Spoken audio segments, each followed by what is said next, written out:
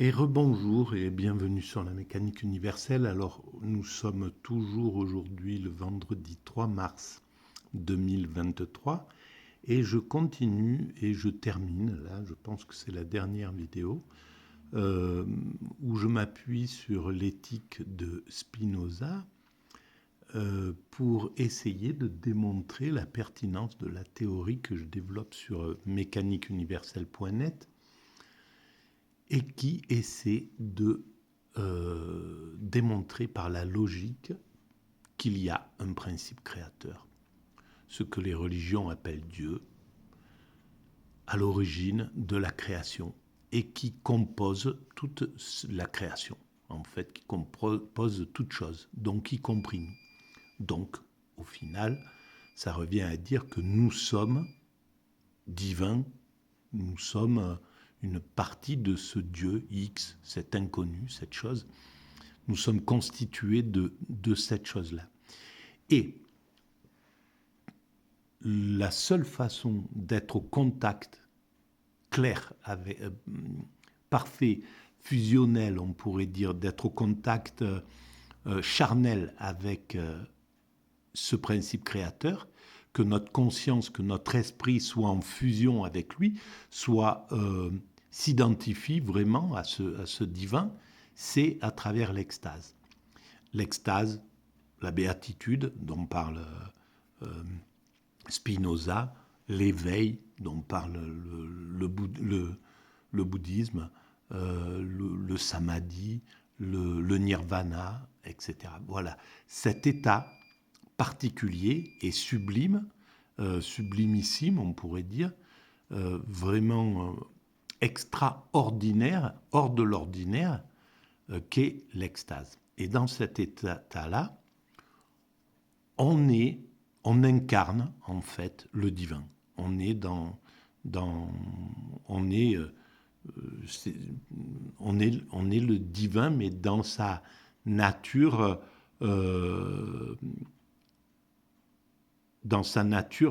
pure, en somme.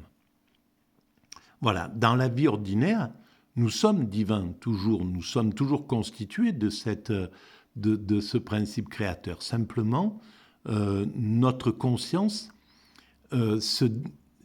pour pouvoir construire l'humanité, pour pouvoir travailler, agir, etc., doit se distinguer d'avec la création. C'est pour ça qu'on se sent extérieur à la création. On ne se sent pas en fusion avec les choses. On est différent, on se sent différent. Alors il y a notre ego qui permet ça, qui nous pousse à nous sentir différents des autres, mais aussi de la nature, de tout le reste. Alors qu'en fait, nous sommes entièrement intégrés à cette nature. S'il y a plus de, par exemple, nos particules, notre organisme ne peut vivre qu'avec les particules élémentaires qui composent les choses, qui composent notre nourriture, qui composent l'air qu'on respire, l'eau qu'on boit, etc. Sans cette interférence, nous ne pouvons pas vivre. Donc nous sommes entièrement immergés dans cette nature. Mais nous n'en avons pas conscience. La prise de conscience, elle se fait quand on est dans l'état d'extase. Et donc dans ma théorie, j'essaie de démontrer parallèlement à ça que l'humanité évolue progressivement vers son ultime perfection. Et cette ultime perfection, c'est l'extase, justement. C'est l'humanité cherche, sans le savoir, intuitivement pour l'instant, jusqu'au jour où on prendra conscience de notre destination, en fait. Mais pour l'instant, on travaille de façon intuitive, de façon inconsciente, à construire cet état de perfection, cette ultime perfection, technique et spirituelle, et surtout pour le spirituel, donc pour atteindre cet état d'extase qui libère, qui affranchit l'individu, l'être de la mort, Je le démontre sur la mécanique universelle, je le démontre dans mes vidéos précédentes aussi, dans certaines des vidéos précédentes, je vous renvoie à celle-ci. Voilà. Et puis parce que c'est le bonheur suprême, c'est le souverain bien dont parlaient les Grecs, les philosophes grecs, dont parle l'éthique, dont parle, etc. Voilà. Donc quand l'homme parvient à s'affranchir de l'ego, il tombe dans cet état-là. L'ego est nécessaire pour construire cet état de perfection, pour construire la perfection. Pour l'instant, nous sommes les hommes constructeurs. C'est pour ça que nous ne pouvons pas accéder à l'extase facilement. Voilà, il y a quelques éclaireurs, les moines zen, les soufis, voilà, quelques éclaireurs où accidentellement on peut tomber en état d'extase. Mais c'est pas un état qui nous est facile en fait. Mais pourquoi ? Parce qu'il faut construire l'humanité. Et pour construire l'humanité, il faut qu'on soit au contact de notre ego, de nos pulsions, de nos passions, de nos ambitions, de voilà, de toutes notre tempérament, un tempérament particulier qui fait que on a nos désirs, etc. On désire telle chose et par cette carotte-là, on construit l'humanité. Voilà, l'humanité s'est construite entre le moment où nous étions des primates naturels et aujourd'hui. Tout le chemin que nous avons fait, c'est parce que nous sommes, nous sommes poussés par ces pulsions, par ces passions, par ces désirs, par toutes ces tendances nous ont poussés, et c'est inouï la créativité que nous avons pu mettre en place et le résultat de cela entre les primates que nous étions quand nous étions équivalents à nos frères primates naturels. Et aujourd'hui, on voit le chemin qui a été parcouru. C'est incroyable, et de façon tout à fait inconsciente, sans savoir ce que nous construisions réellement. Et pourtant, quand on analyse ce schéma et qu'on le prolonge dans le futur, dans quelques siècles, on voit qu'on atteint cet état d'extase. On n'est pas loin maintenant de la finalité. Nous arrivons au bord de cette concrétisation, de la chrysalide, en somme. La plus grande partie du travail a été réalisée par les autres humains, nos frères, qui ont construit cette humanité, tous ensemble. Hein, l'ensemble humain qui appartient à l'humanité a participé entièrement, en donnant sa vie entière, finalement, à l'évolution de cette humanité pour la conduire où nous en sommes. Nous faisons exactement la même chose. Nous travaillons en croyant qu'on travaille pour soi, qu'on travaille pour son égoïsme, pour soi-même, pour sa famille, sa tribu, son clan, son village, son pays, sa nation, sa communauté, en croyant qu'on travaille pour ça. En fait, on travaille pour l'humanité, pour le chemin de l'humanité, pour amener l'humanité à son ultime perfection. Et donc, voilà la théorie que je défends sur la mécanique universelle. Alors là, je voudrais prendre un petit peu l'idée de préciser l'idée que Spinoza a de Dieu et de la nature. Le préciser parce que dans les vidéos, il y a 13 vidéos qui ont été faites déjà sur Spinoza, sur cet ouvrage-là. Et donc, je vous renvoie à celle-ci. Et là, c'est une sorte, voilà, c'est le commentaire sur l'éthique de Spinoza. Donc, je vais prendre ça juste pour préciser un petit peu, histoire de faire une dernière vidéo là-dessus, sur ce qu'on peut penser de ce principe créateur. Alors, ce principe créateur, les religions l'appellent Dieu, et c'est ça qui perturbe notre compréhension maintenant. Il y a 5 siècles en arrière, 10 siècles ou 20 siècles en arrière, parler de Dieu, c'était quelque chose qui pouvait se concevoir comme de façon... c'était adapté à l'époque. Maintenant, on est passé à un autre niveau. Donc Dieu, on ne peut pas se faire l'image que les religions ont donnée à travers les siècles. Dieu, en somme, pour moi, Dieu est dans l'atome. C'est ce que je dis sur mon site.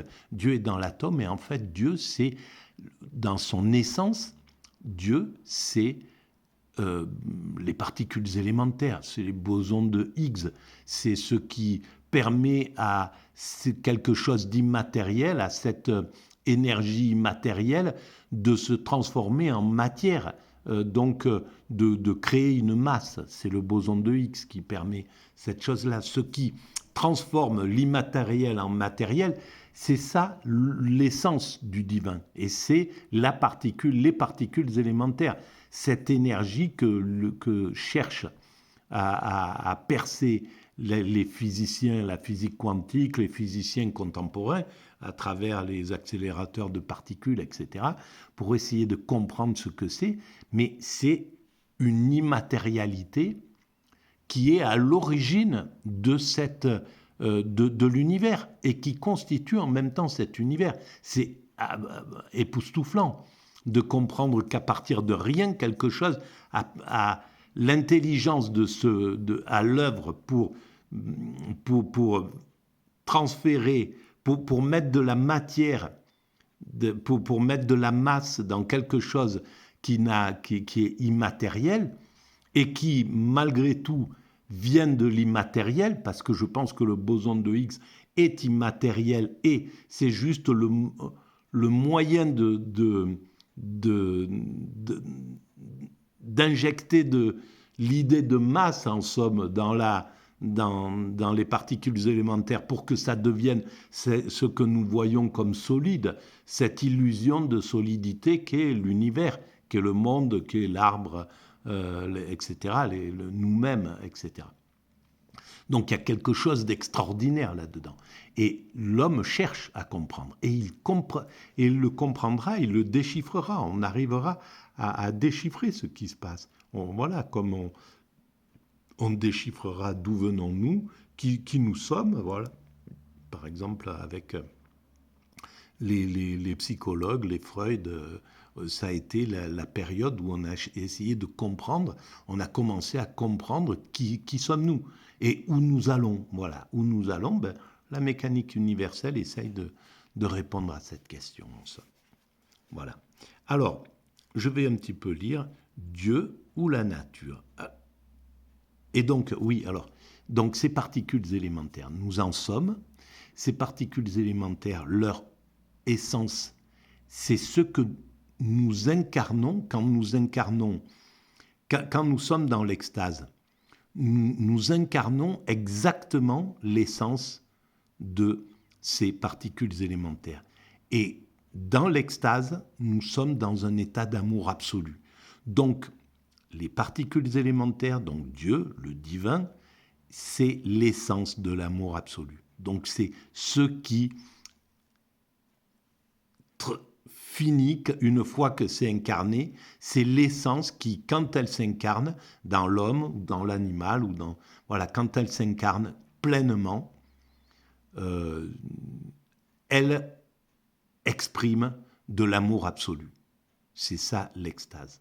Donc ça veut dire que cette essence originelle, c'est de l'amour absolu. Voilà. Et donc nous sommes amour absolu sans le savoir dans la vie ordinaire. Et c'est pour ça que les religions parlent du fait que nous sommes une somme d'amour, en fait.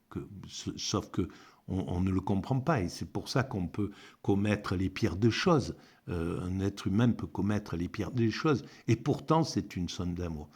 Et je démontre sur la mécanique universelle que le mal que nous faisons, qui est inhérent à l'évolution de l'humanité, ne peut pas ne pas avoir lieu. On était obligé de passer par l'idée du mal pour pouvoir aller vers cette ultime perfection dans laquelle il n'y aura plus aucun mal qui peut s'exprimer. L'homme ne sera plus du tout un loup pour l'homme. Il sera dans la fraternité la plus absolue, dans l'amour la plus absolue. On va on construit cet état-là. Voilà, curieusement. Donc, cet être éternel, Dieu ou la nature, cet être éternel et infini, que nous appelons Dieu ou nature, agit par la même nécessité qu'il existe. Voilà, nous l'appelons Dieu ou nature, dit Spinoza. Et c'est clair que c'est ça, c'est la nature. Il était, malheureusement pour Spinoza, il n'était pas, voilà, il y a 400 ans ou 300 ans, 400 ans, il était pas en lien avec les physiciens actuels. La physique n'en était pas où elle en est, mais sinon il aurait dit Dieu, au lieu de dire Dieu c'est la nature, il aurait dit Dieu c'est l'atome. C'est clair, il aurait dit Dieu c'est les particules élémentaires. Parce que c'est ça qui constitue la nature. La nature, son essence, c'est les particules élémentaires. Et Spinoza l'exprime à mon sens, d'ailleurs. Donc, cet être éternel et infini, et c'est bien ça qui est éternel et infini. Ces particules élémentaires immatérielles, ça c'est éternel et infini. Ces particules sont éternelles et infinies. Et c'est ça, mais pas éternelles parce que elles vivraient dans le temps mais éternellement, parce qu'elles vivent hors du temps. Elles ne sont pas soumises à la question du temps ni de l'espace. Elles sont dans une autre dimension. Il n'y a plus de temps à ce niveau-là. C'est pour ça qu'elles sont éternelles et infinies, parce qu'il n'y a pas d'espace non plus pour elles. C'est pas elles ne sont pas limitées par l'espace. Donc, que nous appelons Dieu ou nature, agit par la même nécessité qu'il existe. C'est tout. C'est-à-dire que on ne sait pas pourquoi, mais il existe. Il a fait ce principe, à l'origine, a fait cet univers. Voilà. Pourquoi ? Pour l'instant, c'est quelque chose qu'on ignore totalement. Voilà. Mais bon, on finira par comprendre sa logique.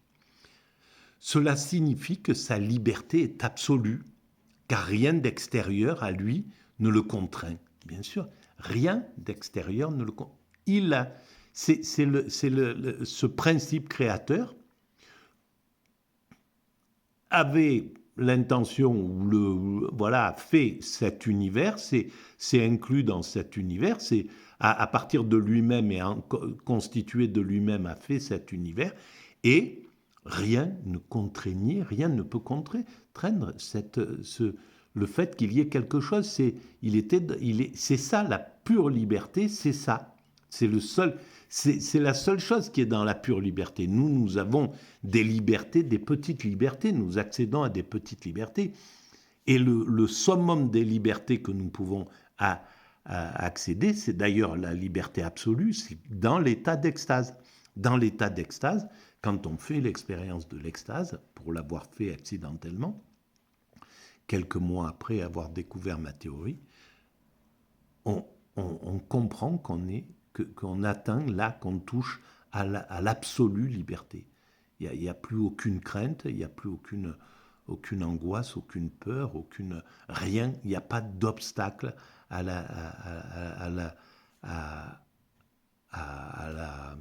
un extatique, en fait. Même s'il y a des obstacles physiques qui vont... Voilà, un mur on ne traverse pas les murs dans cet état-là. Mais il n'y a rien qui peut entraver cette liberté, en fait. Même si on était dans les chaînes, on est dans la pure liberté tant qu'on est dans cet état d'extase. Donc, rien à lui ne le contraint. Il n'existe pas en vue de quelque chose. Voilà, il y a pas. Nous, toutes les choses de la création existent en vue de quelque chose. La seule chose, c'est ce principe créateur. C'est la seule chose qui existe en vue de rien d'autre, ni comme s'il était un résultat. Et il n'est pas émis par quelque chose. il est incomparable. Bien sûr, parce que c'est unique, il n'y a pas de comparaison en fait. Mais bon, après, on ne sait pas exactement comment, à un autre degré au-dessus. Tout ça, on peut le mettre entre parenthèses, ce genre de choses quand même. Il est incomparable. Sa perfection est infinie, bien sûr, parce que voilà, ça ne peut pas être plus parfait que une particule et les particules élémentaires, les bosons de Higgs, la façon qu'ils ont de pouvoir, par exemple, s'influencer deux particules élémentaires à des millions d'années-lumière de distance. Quand une bouge, l'autre là-bas bouge aussi. C'est hallucinant, quoi. Il y a des choses qui sont... Il n'y a pas de limite à ce niveau-là. Sa perfection est infinie et elle exclut toute imperfection. Or, c'est l'imperfection qui empêche un être d'exister. Tandis que la perfection n'empêche pas l'existence d'un être, mais au contraire la pose. Bon, voilà, je vais arrêter là parce que je suis déjà allé un peu loin. Voilà, c'est l'ultime vidéo sur l'éthique là. Je pense peut-être que je continuerai, je ne sais pas, parce que je ne me suis pas intéressé aux les 4 premières parties de l'éthique. Je suis allé directement à la partie qui concernait Dieu, la béatitude, voilà. C'était en lien avec la théorie que je défends. Voilà. Et donc nous sommes voilà, des dieux et qui l'ignorons dans la vie courante. Et voilà. Et je pense que on avance vers cette prise de conscience. Voilà, je vous remercie de votre écoute et je vous dis à très bientôt. Merci.